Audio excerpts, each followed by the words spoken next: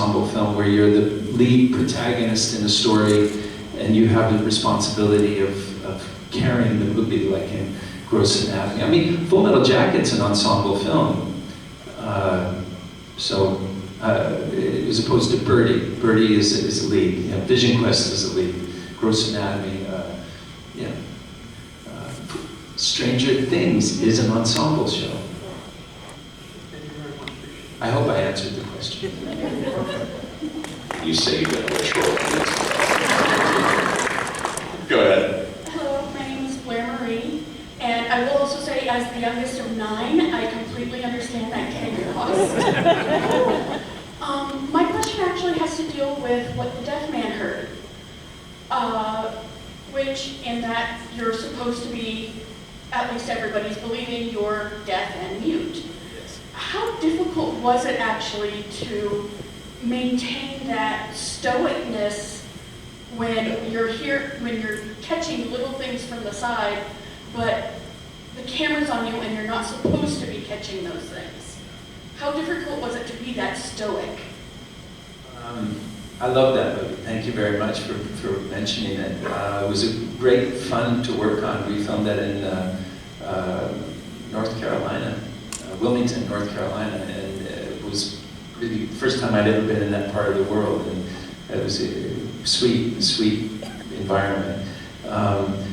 It's the first time I ever told, like, you know, you hear this expression method acting, which I don't like the term because I think it's misunderstood.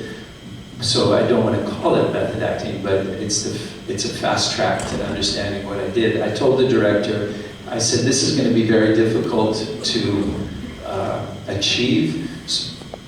So what I want to do is never speak to anybody on the crew.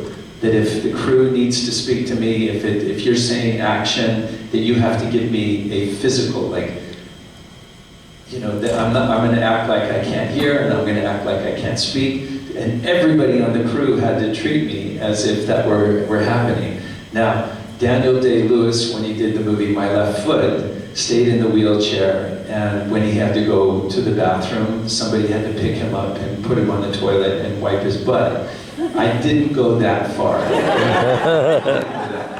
But I did make people, you know, and it was funny because people started talking to me really loud. They just, do you understand what I'm saying? And I was like, yeah. I said, do you know, so I had one of those little chalkboards or with a pad and they could write me notes, but there's a new person. I exhausted the last one. She said, "To hell with this guy, he talks too much." How are you? That's my sister.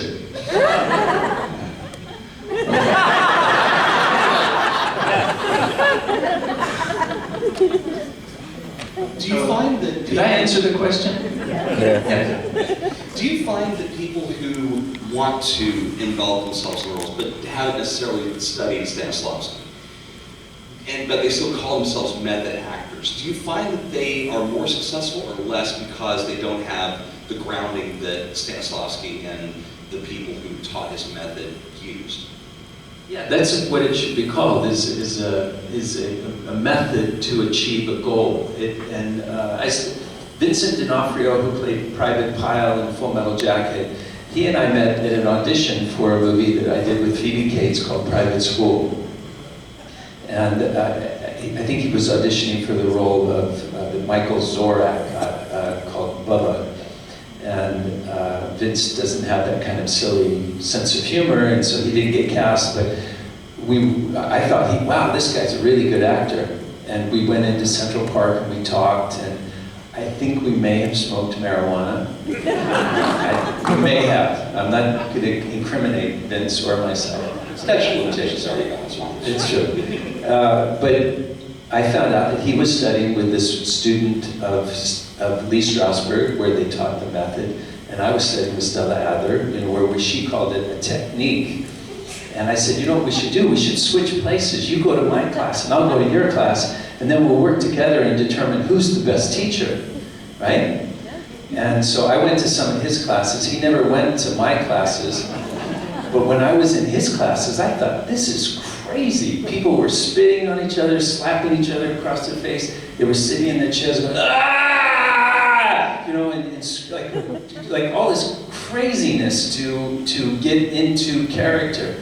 And I thought, that's madness. And I said, I'm never going to go to that class again. Because Stella Adler said that you should work from your imagination. She said, it's madness. If you're going to play a murderer, what are you going to do? Go out and murder somebody in order to know what it feels like to be a murderer? If you use a technique, that you can find the murderer that exists inside of you. You know, now that we understand our DNA, that reincarnation is wound up in our DNA. Just like I have a nose that looks like this, and my eyes that look like this, and my skin texture, my skin color is wound up in my DNA. So why wouldn't the ambitions of my ancestors be wound up in my DNA? That when you decide to do something in your life, you may be fulfilling the ambitions of your great-great-great-great-grandfather, your great-great-great-great-great-great-great-grandmother. You know, that those ambitions, those things that guide you in your life might be wound up in your DNA. And I know that someplace in my DNA, in my past, is a murderer, is somebody who was unfair, somebody who was kind and forgiving, and you know, that those things exist inside of all of us, and each of us, every day, every minute, have the opportunity to make a decision about who we are and how we're going to live our lives. Every single moment. That's what free will is. And we have that opportunity every second of our life to determine what our present and what our future is going to be by how we choose to treat one another, how we choose to behave. So that's what, you know, one of the things that was magnified from learning the technique of acting, you know, from Stella Adler versus the other place, which was, you know, if we don't like each other, let's slap each other across the face and spit on each other. And when we made Full Metal Jacket, Vince and I were great friends because Stanley Kubrick couldn't find somebody to play that part of Pyle. We were shooting Vietnam, and then we were going to shoot Boot Camp. And Stanley said, you know, I'm really pleased with the cast, but I can't find someone to play Pyle. And I said, I got somebody. I said, he's not heavy, and he's not Southern, but I'm sure he could do a Southern accent because Pyle was supposed to be from the South, and he could gain the weight. And Stanley said, well, have him audition. So I called Vince, and he was like, no way. I said, no, you don't have the job, you have to audition. And so Vince auditioned, and Stanley came, and he said, this guy's really good. Do you think he'll gain the weight? And I said, yeah. So Vince had to keep auditioning, he got the role. You know, and now I would never take responsibility for having got Vince the role. That would be a mistake. What I did was open the door. And that's what we do in life. We try to create opportunities for other people. And all I did was help to open the door for Vince to get that role. I've wandered away from where it was. Never apologize. You have the last question, make it a good one. Yes, my name is Chris. I was curious, you played a lot of military, a lot of movies involving military conflict. I was curious, when you approached the role of Dr. Brenner, did some of those kind of same elements come true where Dr. Brenner was, I don't want to use the word dictator or commander, but there was a certain amount of vision that he kind of imposed. I was just curious if there were some elements of military conflict you kind of brought to the table for your role of Dr. Brenner. You're asking me that question and you're dressed up like a sailor. Ice cream sailor. My oldest brother Mark, my brother Michael, my sister Elizabeth, and my brother Russell were all in the Navy. So I thank you. Thank you for representing. No, I never thought of Brenner in a militaristic way. I don't think that Brenner has anything to do with those people that show up at that place that he works. You know, those Connie, the blonde lady that got shot, or I think that's kind of like some military CIA operatives. I don't think Brenner is a doctor. He's working in there, maybe under the auspices of the military, but I don't think Brenner has anything militaristic. He's a researcher, and that's why I said that dream that I had just a few days ago. I like that. There's something kind of similar about Robert Oppenheimer and the way that I chose to play Dr. Brenner. You know what I mean? And getting like it's a very minimalistic performance because there's very few lines of dialogue that we have on the screen time we have.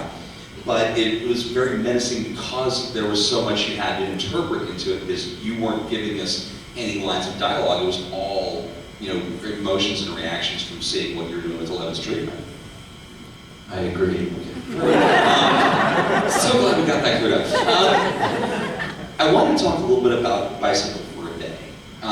It's a fantastic movement that you were the chair of. Are you still working with the group? And looking to expand? Actually, the founder. Yes. Yeah, Bicycle for a Day. So what happened, there was a group of people in Davos, Switzerland during the Economic Forum, and they said, well, if there was something you could do to reduce your carbon footprint, to reduce your waste in the world, your contribution to climate change, what would you do? I said, ride a bicycle. And they said, what do you mean? I said, well, choosing to ride a bicycle has an immediate positive impact on the environment. And I live in New York City, and when I was studying at Stella Adler's, when I was about 19 years old, I was selling lemonade on 42nd Street and Lexington Avenue in August, and a guy rode up on a bicycle and threw it on the ground and ran. I said, what happened? Like, why did the guy jump off the bicycle and leave it here on the streets of New York City?